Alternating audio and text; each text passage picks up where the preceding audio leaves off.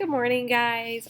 We just talked about kind of the basics of genetics. We're on a new unit, so we're going to be talking about natural selection and kind of going over basics of Charles Darwin. Okay. If you have any questions, please reach out again. So let me know. We do have videos in this one. You are going to have to refer to the PowerPoint in order to access that. Right here, this video, please press play in the PowerPoint. Thanks, guys. I realize this PowerPoint looks like a lot of slides, just an FYI. Some of the slides are just straight pictures. This is something we will take 2 days in class for, but if you need to take a break in this video, please do. All right, so the history of biodiversity or biological diversity, it kind of began with evolution, right? Please keep in mind, evolution can be short-term and it can be long-term. We're going to talk about this more in detail in a little bit. And so this kind of goes into and connects with Darwin and his travels.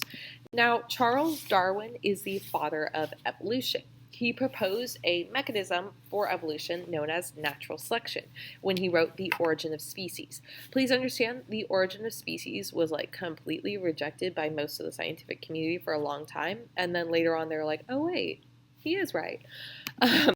That being said, Darwin went on a 5-year trip around the world on the ship the HMS Beagle. As a ship's naturalist, he made a lot of observations about different species, specifically in South America and the Galapagos Islands.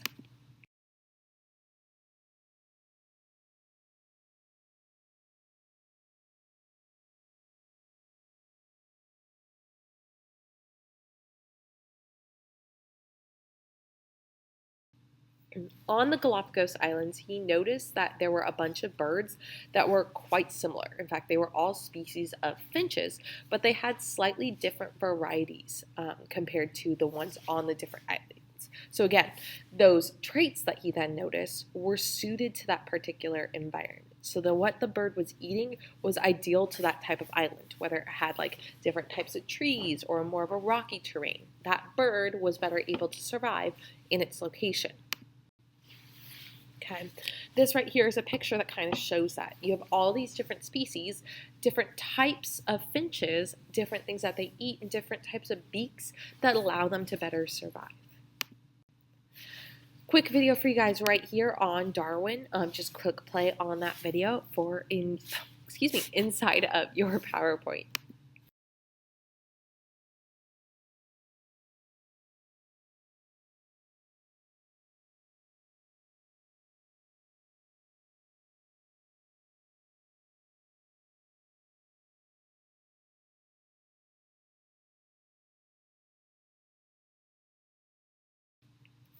Organisms that have traits, this is just like the rule of thumb with natural selection. Organisms that have traits that are best adapted or suited for their current environment are the ones that survive.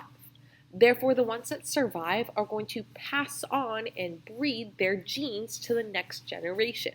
This will cause a change in the population. Okay?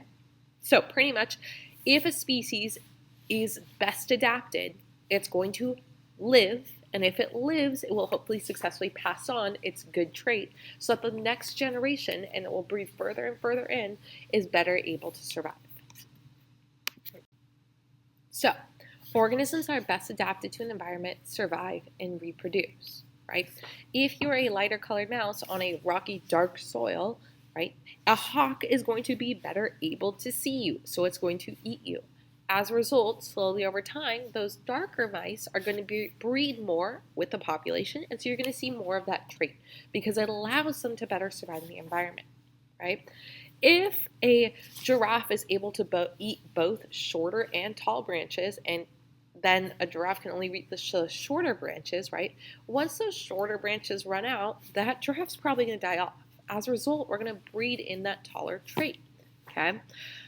That then can affect the population because, that branch is going to grow back eventually. However, right now we've grown into that taller population, so they're better adapted to both environments, when there are the tall plants and when there aren't. Natural selection directly connects to survival of the fittest. Survival of the fittest refers to biological fitness. It's the ability of an organism to survive and reproduce. Okay, so this bird can easily see the green bugs, so it's going to more likely eat the green bugs. As a result, brown bugs are going to breed more into the population. Now, natural selection acts on individuals. Evolution acts on the population, right? So individually, that green bug is getting eaten because you're able to see it. Over time, you're going to see more of that brown bug. Does that make sense? So natural selection acts on the individual, and it leads to the evolution of the population. But evolution of a population takes time. We're going to talk about this with a scenario that was relatively recent that had to do with moths. So, what acts as a selection pressure on a population? Competition for food. If we are competing for food, then that's going to select who survives.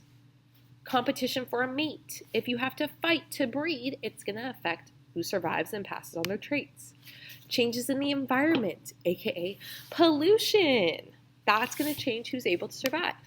Predators, parasites, things that kill you are going to directly affect if you are able to survive. Now, there are 5 major points of natural selection. 1, more offspring are produced than survive, right? If, this sounds so horrible, right? If a spider has lots and lots of babies, not all of those baby spiders are going to survive, okay? So we're going to have more than can survive. Now, the organisms that then survive are going to have to fight to survive because they're fighting for resources. They're fighting for food.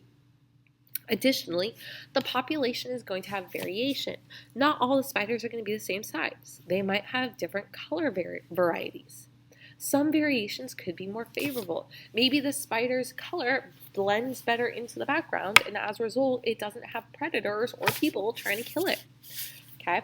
Those that then survive are able to pass on their traits, and so slowly over time, you'll start seeing more of those traits popping up in a population.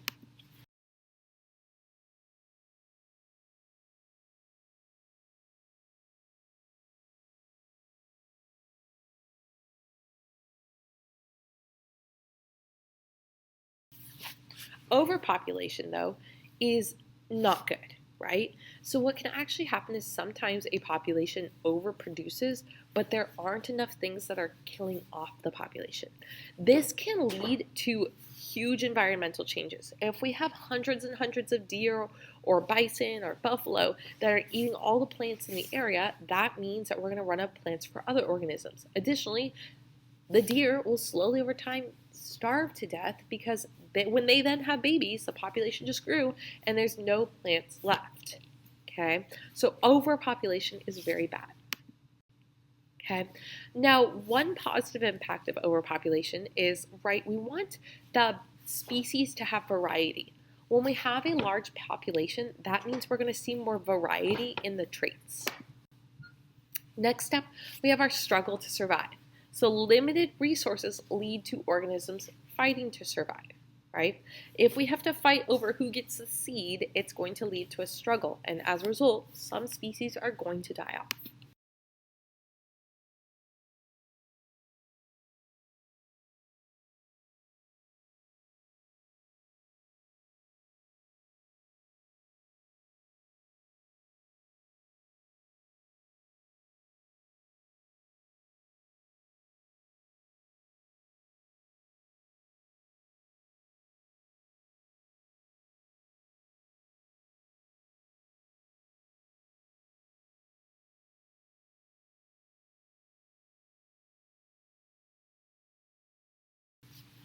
So, with variation, new genetic variation does occur in species.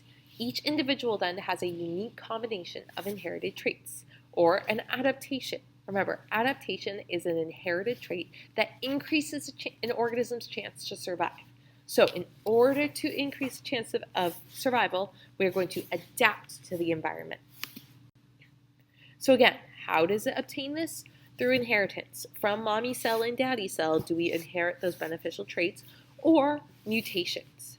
Okay, so this leads to traits like eye color, hair color, height, right? Your traits are from your parents. So looking at this picture here, write down a couple adaptations you see. Try to come up with at least 3. And for this one, try to come up with at least 3. Now, what causes members of the same species to be different from another? That difference is due to variation. There are a number of causes of variation. Number one, new genetic combinations through meiosis. When chromosomes line up and separate, it's never in a certain order, so it's going to be random. Errors during replication. DNA replication can have mistakes. Mistakes lead to mutations. Mutations can also be caused by environmental factors like radiation. If you guys have ever heard of Chernobyl, that was a radiation explosion that directly affected all the species in the area.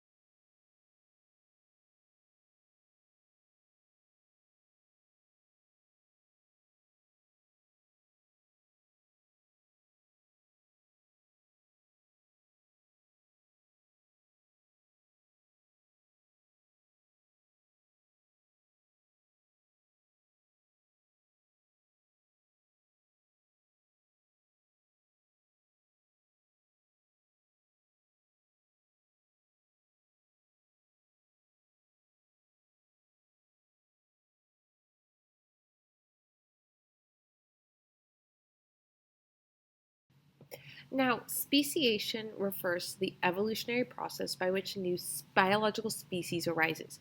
Usually, that involves a species being separated off from its kind of like more biodiverse ones, and then it starts selecting for certain traits. It can occur artificially or naturally, right? We can start breeding dogs and try to get certain traits from them. In fact, we do that all the time with dogs. Same thing for like plants, right? We can selectively breed them so that they're more nutritious for us. Now, competition. There's always going to be competition for limited resources, right? We don't have an indefinite amount of resources. As a result, individuals will compete for everything from food, water, space, and mates. Okay? Natural selection occurs through survival of the fittest. Okay? Fitness is the ability to survive and reproduce. Not all individuals get to survive to adulthood, aka not all individuals survive to reproduce. Now, survival. Survival is for those who are better able to continue on. Now, survival also requires that you reproduce. So, individuals with the best traits that are best adapted to their environment will survive and pass on those traits to their children. Okay? Natural selection acts on the phenotype, aka the physical trait. It does not act on the genotype. So, we're not talking capital T, lowercase t specifics. We're talking about the trait you see. Okay? In other words, when a predator finds its prey, it's due to the prey's physical characteristics, right? It shows up easier, or its speed, not the fact that it has capital B, capital B. Okay? We're talking about phenotype, not genotype.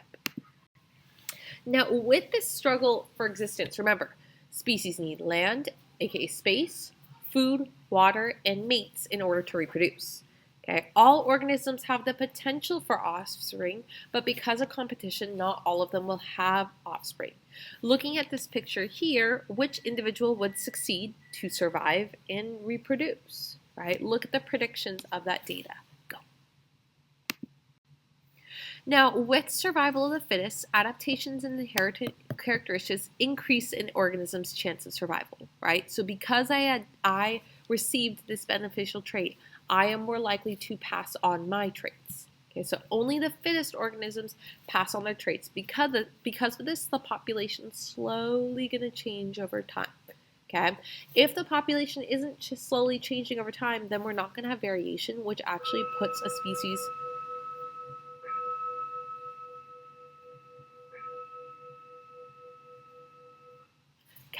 puts the species at risk for extinction.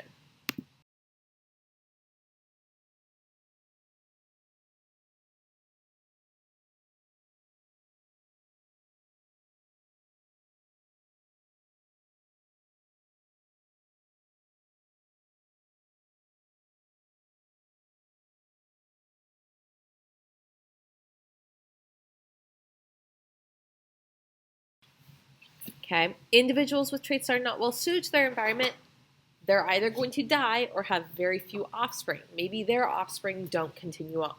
Okay, evolution continues when good traits build up in a population over many generations and bad traits are eliminated by death of the individual. So, some examples of these selection pressures, right? Predators, aka another species fighting, eating you. Okay, examples of how you can have variations with this is speed, defensive weapons, camouflage, or mimicry. Prey versus food. If your prey are super fast or they can kind of sense it better, having weapons to kill those prey or obtain food, camouflage for being stealthy towards that prey. Climate. If there's a huge climate change, it can affect the population, right? An ice age or climate change leading to migrations of a species. Mates. Being able to attract a mate is really important. For some species, that means being strong. Others, it's being attractive, like birds with their little fluffy things. Being a good provider. For a species, a penguin, they literally give rocks, and that shows you're able to make a nest. I think that's so cute, right? Giving little pebbles. So adorable. So, examples. So, species, one of the clearest examples of this that we can see with natural selection is actually pretty recently. So, early trees, this is in Europe, had a lighter colored bark. Only the light colored moths then survived. So the selection was for less melanin. Melanin is what makes something darker. If it has less of it, it's going to be lighter. So Miss Hudson has low melanin, so she is very, very light. After industrialization, tree bark became darker. So pretty much what happened in Europe is we started having huge productions and aka pollutions. As a result, there was more smoke in the air. This led to then the darker moths being more fit to survive. So the selection was for melanin. Okay, this is a comparison. Right here, and you should be able to see both pictures. Both pictures have a dark moth and a light moth. Okay, based on the environment will change which example of the same species is better able to survive. Another example, the neck of a giraffe. So through coevolution, acacia trees have slowly grown taller and taller. As those trees have grown taller, if you are not tall yourself, you will not survive to eat. As a result, the giraffe has grown taller too in response to the tree growing taller. So tree grows taller, giraffe has to respond because the shorter ones are going to die off because they're not able to eat. The selection pressure in this area is food. Now, this leads us to our red queen hypothesis. So the battle for resources, a species must continuously evolve just to keep up with their enemies, aka the giraffe has to evolve to keep up with the acacia tree, right? We have to evolve to keep up with this thing, otherwise our species will die off. Another example, this is a leaf bug. The selection pressure is predators because if predators see them, they eat them. Its strategy is to mimic a leaf, so it looks very, very similar to a leaf. Now, again, we're going to go back and look at these moths again. So looking at this slide here, how many moths do you see? Which moth do you think will be more likely to be eaten? And then how does this natural selection affect the population? Think about that. Here's a little hint for you guys. Definitely record and answer those questions for me. Now again, this is that peppered moth.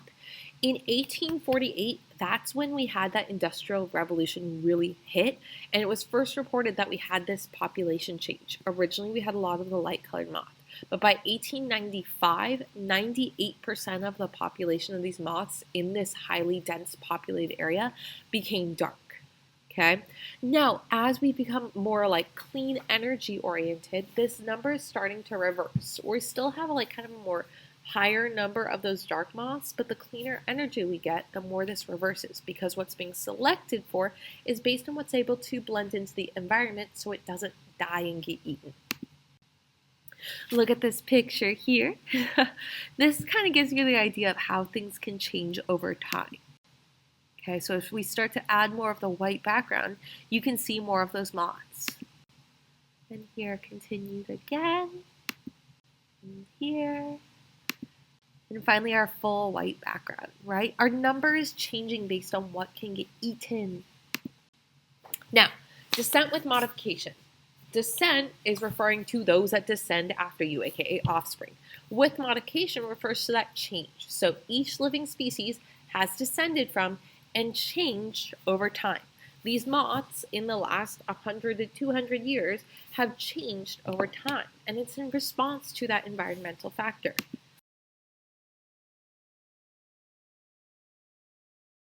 This species of moth and this little stick bug, they've responded to predators to mimic those of other predators so that species won't eat them.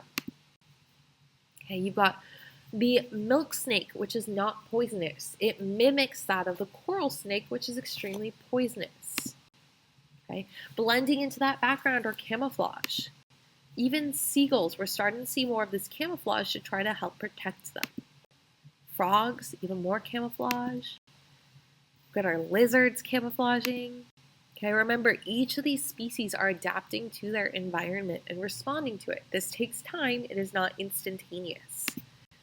But having the traits that your parent had passes them on and makes it more likely that you'll survive. There's a fish in this picture, and a praying mantis, and another flowering praying mantis. It's right there. I hope you guys enjoyed this PowerPoint. I know it was a little long. Be sure to pause as you need to click and replay anything.